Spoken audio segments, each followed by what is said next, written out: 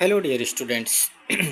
So we were discussing about the kingdom protista और kingdom protista में हमने दो ग्रुप्स डिस्कस किए थे।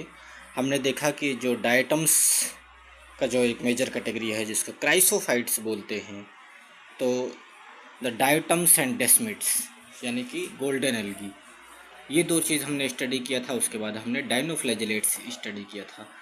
Now we will see the euglenoids and slime moulds in this lecture. ठीक है। So we had seen that the chrysophytes and dinoflagellates, these two groups or these two taxa of the kingdom Protista were earlier included in kingdom Plantae, and both these taxa have the cell with the cell wall which is made up of the cellulose, and they have photosynthetic pigments. They are able to do photosynthesis, and photosynthetic pigment chlorophyll is similar to the one which is found in the higher plants. ठीक। फिर हमने ये भी देखा था कि जो dinoflagellates हैं वो इसके अंदर बहुत सारे वेरियस कलर्स होते हैं, और हमने देखा था कि जो रेड टाइड्स हैं या रेड सी है उसका colour is because of the dinoflagellates, right? We also had discussed the characteristic cell wall pattern or body pattern of these unicellular organisms. Now, we also had seen a little bit introduction of the euglenoids, and I had told you that euglenoids are the organisms which earlier were actually at the junction or border between the kingdom Plantae and Animalia. So euglenoids are actually mostly found in the freshwater habitat. Okay, so they are mostly found in the freshwater, and mainly in the stagnant water, not in the running water. Okay, and these euglenoids contain photosynthetic pigment and do photosynthesis. They are able to synthesize their own food. However, they don't have the proper cell wall made up of cellulose. So that is why they are at sort of at a junction between the plant and animal kingdom. They can move also. They have two flagella. Okay. So now they don't have the cell wall made up of cellulose, but they have a protective layer, a wall which is made up of the compound called as pellicle. So this is very important. Okay, you all have to know it and you all have to remember it because this is very important point. The euglenoids have a wall which is made up of pellicle, and this pellicle actually protects the cell body of the euglenoid organisms. Okay, and this is made up of the protein rich layer. तो pellicle किस चीज़ से बना होता है? Protein rich layer से बना होता है. And this wall, this layer of the pellicle is not a rigid structure like the cellulose cell wall or the silica cell wall of the diatoms as we had seen earlier.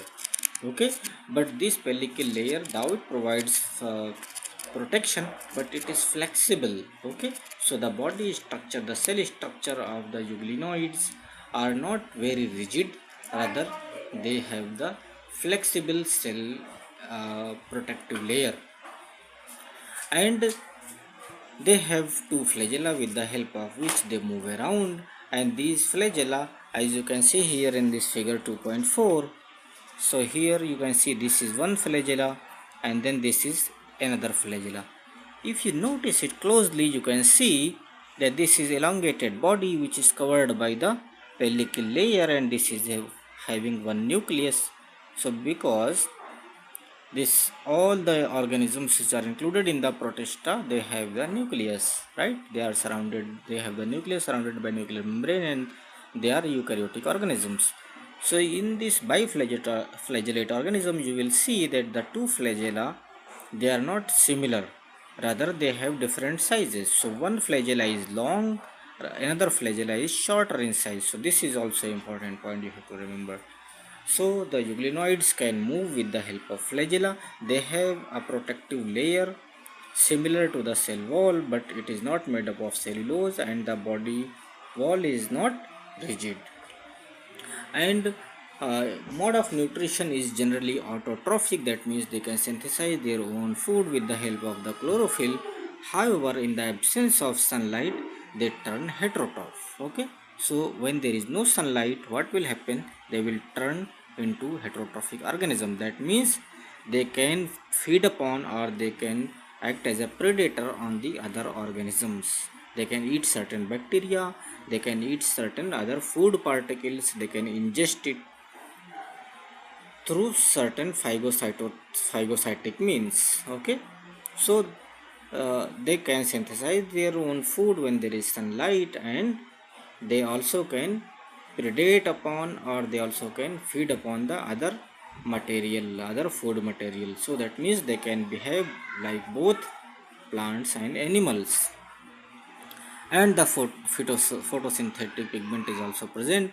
This photosynthetic pigment is similar to the ones found in the plants. Okay, and the famous example is the Euglena.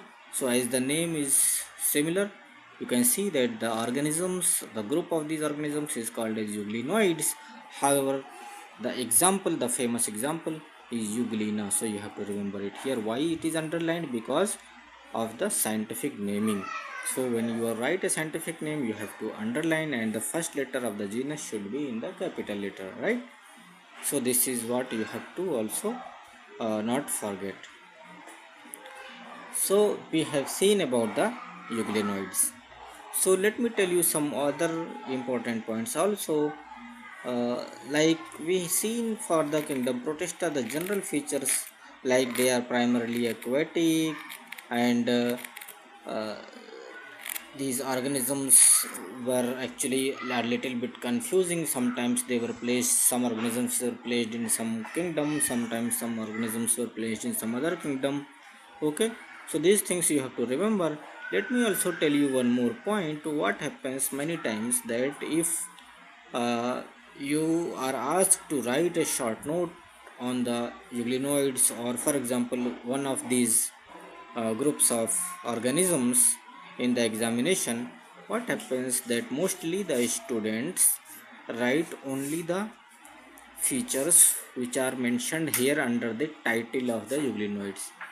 However, let me tell you, and this is very important point, not only from this topic point of view, rather this is important in general, uh, for your coming career, or for your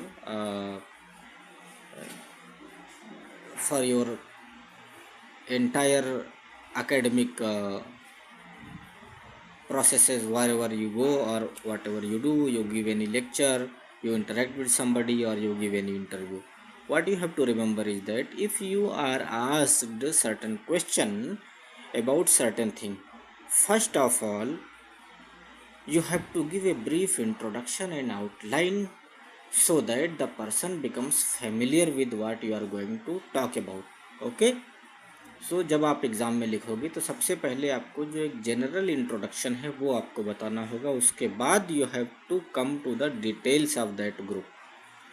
तो यहाँ मैं ये बताना चाह रहा हूँ आपको कि अगर आपसे यूग्लिनॉइड्स के बारे में कहा जाए शॉर्ट नोट लिखने के लिए, तो सबसे पहले आप बताओगे कि euglenoids are a group of the organisms which belong to kingdom Protista, and then you have to give a little bit introduction about the organisms of the kingdom protista.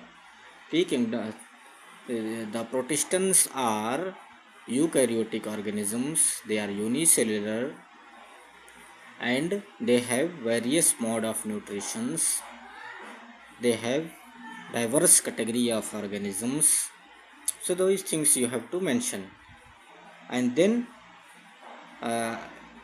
after having discussed the presence of the cell wall, presence or absence of the cell wall, their evolutionary relationships, their cellular structure and organization, and then you will come and focus on the euglenoids, and then you will throw the light on the details of the euglenoids, that they are mostly living in the fresh water and they have this kind of the pellicle layer, and this is the mode of nutrition which is conditional upon presence or absence of the sunlight, and these things you have to write down. Okay, And one more thing, you whenever you are making notes or you are writing for your examination, though in your book this is found in a descriptive fashion, try to write the things not in a descriptive fashion, rather try to write the things in a point wise fashion. It will be easier for you to remember also, and it will be more impressive for your examiner or for your teacher or whoever is asking you the question. Okay, तो ये चीज़ें आपको थोड़ा सा ध्यान रखनी है. Now, after having discussed the chrysophytes, dinoflagellates and euglenoids, we will discuss the slime molds. ठीक है, तो slime molds again they are a very different category of the protists. हमने देखा कि क्राइसोफाइट्स और डाइनोफ्लैजिलेट्स सिमिलर कैटेगरीज थे और ये प्लांट से डिराइव हुई है. यूग्लिनोइड्स एक अलग टाइप का कैटेगरी था जो कि एक तरह से एनिमल और प्लांट के जंक्शन पे माना जाता था. स्लाइम मोल्ड्स एक्चुअली ये पहले फंजाई यानी जो फंगस है उसकी कैटेगरीज में आते थे. फंजाई प्लूरल है और फंगस सिंगुलर है. ओके, तो किंगडम फंजाई एक सेपरेट किंगडम बनाया गया. तो earlier the slime moulds were placed into the kingdom fungi, but now they are included in the kingdom protista by experts. However, certain mycologist बोलते हैं those people, those scientists who study the fungi, and the study of fungi is called as mycology. Okay, MYCOLOGY, mycology. So many mycologists study slime molds still under the fungi. However, slime molds have been included under the kingdom protista in the 5 kingdom classification scheme given by R.H. Whittaker. Okay, 1969 में दिया था, right. तो slime moulds की जो characteristics हैं वो क्या है? First of all the fungi they have this saprophytic mode of nutrition. So slime molds also have saprophytic mode of nutrition. What is the meaning of saprophytes? Saprophyte का मतलब होता है कि those organisms which feed upon, which live upon the dead and decaying matter. That means जो कोई भी organic compound है, कोई भी मटेरियल है, चाहे वो एनिमल का रिमेन्स हो, चाहे वो प्लांट का रिमेन्स हो, okay, dead leaves or decaying twigs or certain remains of the animals, they break down and they start degrading and decaying. So these saprophytes are those organisms which secrete some certain juices, certain enzymes over these materials, and these enzymes start digesting these materials, and then they absorb the nutrients from these decaying matters. Okay, so this is the mode of nutrition and it is called as saprophytic mode of nutrition. It is found in the fungi. ठीक है, saprophytic mode of nutrition सबको समझ में आ गया I think. किसी को doubt है तो आप मुझसे मैसेज में पूछिए. Okay, so slime molds actually they are saprophytic, and under the favorable conditions what happens that they make a body which is termed as a plasmodium. So here in this figure 2.4c, here you can see this is the structure of the plasmodium, and this is having multiple nucleus inside the single cell. So what happens that these single cells actually which are having this cytoplasm and then cell wall outside, and this cell wall, let me tell you, this is made up of the cellulose. Okay, sorry, not cellulose, this is made up of the chitin. Okay, so this chitinous cell wall will surround the plasmodium, and the single nucleus will start dividing. It will make 2 nucleus and 4 nucleus and 8 nucleus. In this way a sinusoidal body, okay, or a multinucleate structure will be formed, and this structure keeps on growing and it may grow up to several feet.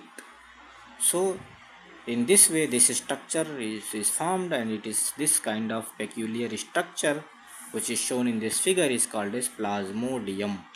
Okay, तो आपको Plasmodium के बारे में characteristic लिखने के लिए कहा जाए तो आप क्या लिखोगे?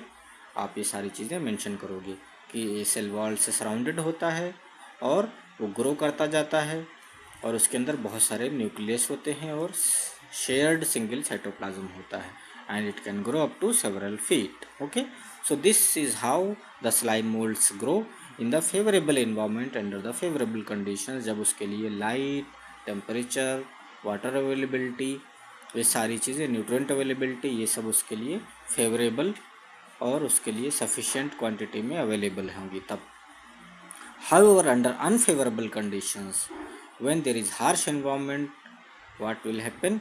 This plasmodium will start differentiating. That means this will start changing into some other kind of structure, and the plasmodium will form the fruiting bodies. Okay, तो प्लाज्मोडियम से फ्रूटिंग बॉडी बनेगा डिफरेंशिएशन होके.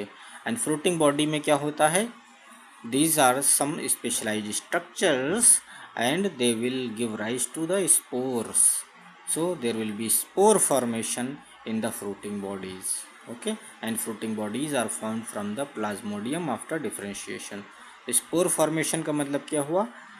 This will be having a very thick layer of the cell wall. Spore क्या होता है? It is a very small structure of the cell which has a very thick layer and very protective layer of the cell wall, and this is extremely resistant to the outside environment and to lot of rather many chemicals.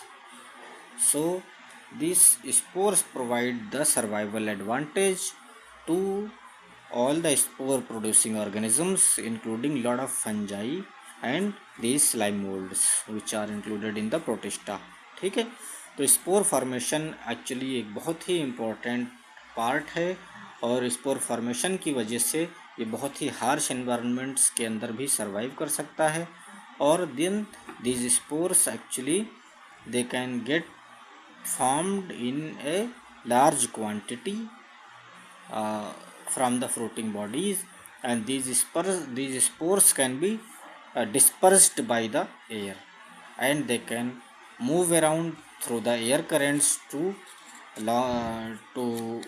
wide areas, to wider places, and then over there, once they get dispersed, upon arrival of the suitable or favorable conditions, these spores will germinate, and then again these spores can form the plasmodium like bodies, and these will, the nuclei of the spore which is present, they will start dividing one after another, and they will form a large plasmodium like structure. Okay, so spores are very important. We have discussed about spores in the bacterial when we were discussing about the eubacteria also. We had seen that sporulation is actually very important process for many bacteria, and it provides actually uh, uh, pathogenicity and the disease causing capacity to these organisms. Okay, and lot of organisms belonging to any of the groups, if they have the capacity to spore formation, many times what happens that they are also pathogenic. They may be pathogenic to certain plants, they may be pathogenic to certain animals as well. Okay, तो slime moulds भी, बहुत सारे slime moulds ऐसे होते हैं, बहुत सारे fungi ऐसे होते हैं जो अपने स्पोर्स के थ्रू बहुत सारे एरियाज़ में फैल जाते हैं और उसके बाद प्लांट्स को इन्फेक्ट करते हैं या एनिमल्स को इससे इन्फेक्ट करते हैं, और they can cause money diseases. Crops के अंदर बहुत सारी डिसीजेज होती हैं. वीट के क्रॉप में, राइस के क्रॉप में बहुत सारी डिसीजेज होती हैं जो कि स्पोर्स की वजह से होती हैं. Similarly in the many animals also this fungi और this spores can cause that of diseases. So sporulation is a very important process which is also found in the slime molds. So now you have seen that many of the rather lot of the characteristics, lot of the features are actually similar to the kingdom fungi groups. You will study more about kingdom fungi when we study the third kingdom. After we finish this kingdom protista, we will discuss fungi, where we will discuss the different groups of the kingdom fungi. There are 4 major categories of the kingdom fungi. We will discuss them one after another, and there we will see many diseases which are caused by these fungal spores, and how these multinucleate bodies are formed, which are similar to sort of, not very exactly similar, but very similar to the uh, this plasmodium kind of structure. Okay, so I think now I have given you a good flavor of the kingdom fungi, and you have seen the details about the slime molds. The fifth category of the protists is protozoans, and protozoans are divided into several other categories. And I think because now we have discussed these two categories, euglenoids and slime molds, uh, I don't want to discuss the fifth category over here, because you might get unnecessarily confused if I tell you lot of information about different categories. So what I want that even if you study one group or two groups, you should note them down very nicely into your notebook, and the concept should be clear. Okay, and then we can move ahead. These are actually very easy chapters, but oh, if you are bombarded with lot of information, what you end up is that you start getting confused. Okay, so that is why I am telling you only two groups in this lecture. We already have discussed chrysophytes and dinoflagellates in the previous lecture. Now we have completed euglenoids and slime molds. In the next lecture we will discuss protozoans, and then we will see the introduction to the kingdom fungi, and we will see the important features of the kingdom fungi. Okay, so now we will stop over here. I am actually not getting much in many questions or feedback from you students. So I think that if you are really interested to learn, if you are if you want to learn things from a competitive point of view, if you want to crack certain examinations like NEET or some uh, uh, agricultural examinations, or there are so many examinations which are conducted. So if you have those aspirations, you should be participative in nature. Okay, you should be asking questions. You should be, if you have any doubt, don't hesitate to message me. Okay, and I will feel very happy to clear your doubts. And if you start getting confused, if you have certain doubts and you are not following the lecture properly, then it will not be of use any it will not be of any use for you, and neither it will be of any use for me to bombard you with lot of information or to tell you so many stories. Okay, so I think uh, this study should always be in a dialogue form, not in a monologue form. And that is why I ask you, my dear students, to uh, ask me, to message me, and to get your clarifications done. Okay, so stay safe, take care of yourself, and keep learning, and ask me if you have any doubts. Okay, take care, bye bye.